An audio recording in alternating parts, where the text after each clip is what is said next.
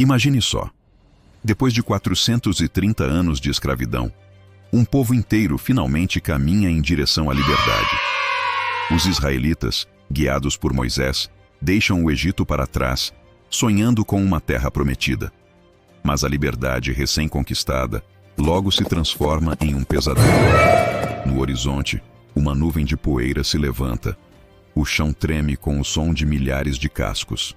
É o faraó e seu exército implacável, com seus carros de guerra e a fúria de quem quer arrastá-los de volta às correntes.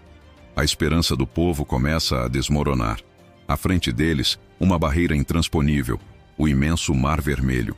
Atrás, a certeza da recaptura ou da morte. Não havia para onde correr. O medo tomou conta de todos. Gritos de desespero ecoavam pelo deserto. Eles se viraram para Moisés, não com gratidão, mas com acusação. Foi para isso que nos tirou do Egito? Para morrermos aqui? Era melhor continuar como escravos do que enfrentar esse fim. Consegue imaginar a pressão sobre Moisés? 1 milhão de vozes desesperadas, o exército mais poderoso do mundo se aproximando e um mar bloqueando o caminho. Humanamente falando, era o fim da linha. Qualquer líder teria fraquejado. Mas Moisés não era um líder comum. Em meio ao caos, ele se ergueu, não com base na própria força, mas numa fé inabalável. Ele olhou para aquele povo apavorado e declarou com uma autoridade que não vinha dele: Não temam, fiquem firmes e vejam o livramento que o Senhor lhes trará hoje. O Senhor lutará por vocês, fiquem quietos. Que palavras poderosas! Fiquem quietos. No momento de maior pânico, a instrução era para se acalmar e confiar. E então, Deus fala diretamente com Moisés. Ele não diz: preparem-se para lutar. Ele diz algo que desafia toda a lógica humana. Diga aos israelitas que marchem. E você, erga o seu cajado, estenda a mão sobre o mar, e as águas se dividirão para que os israelitas atravessem em terra seca. Pense nisso. Marchem. Marchar para onde? Para dentro da água? Era uma ordem que exigia uma fé absurda. Moisés obedeceu. Ele ergueu aquele simples cajado de pastor, o mesmo que usou para realizar maravilhas no Egito. E então, o impossível começou a acontecer. Um vento oriental fortíssimo soprou durante toda a noite. Não era uma brisa, era uma força sobrenatural que empurrava as águas. Lentamente, as águas começaram a se separar. O que era uma massa única e poderosa de água se dividiu, formando duas muralhas líquidas gigantescas, uma de cada lado. Onde antes havia apenas o fundo lamacento do mar, agora havia um caminho seco, sólido, iluminado pela coluna de fogo que guiava o povo. A natureza estava se curvando ao seu Criador. O povo de Israel, que momentos antes estava paralisado pelo medo, agora caminhava entre as paredes de água. Um passo de cada vez, não correndo em pânico, mas andando com uma reverência assombrada. Eles estavam testemunhando um milagre que seria contado por todas as gerações. Cada passo naquele chão seco era um passo de fé, uma prova viva de que Deus estava com eles. A travessia durou a noite toda, uma procissão milagrosa sob o olhar atento de Deus.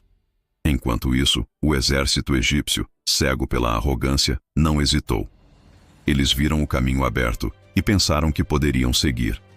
Entraram no meio do mar, com seus cavalos e carros de guerra, determinados a esmagar os israelitas. Mas o caminho que era de salvação para o povo de Deus se tornou uma armadilha para seus inimigos. As rodas dos carros começaram a emperrar. O avanço se tornou lento e caótico. Eles perceberam tarde demais. O Senhor está lutando por eles contra o Egito. Assim que o último israelita pisou em segurança na outra margem, Deus deu uma nova ordem a Moisés. Estenda a mão sobre o mar, para que as águas voltem sobre os egípcios, seus carros de guerra e seus cavaleiros. Moisés estendeu a mão, e ao amanhecer, o mar voltou ao seu lugar. As muralhas de água desabaram com uma força avassaladora. Os soldados, os cavalos, os carros, todo o orgulho e poder do Egito foram engolidos pelas profundezas. Nenhum deles sobreviveu. Naquela manhã, na outra margem, o povo de Israel viu os corpos de seus opressores na praia. O medo se transformou em temor e adoração. Eles não apenas foram salvos, eles viram o poder de Deus de uma forma que jamais esqueceriam.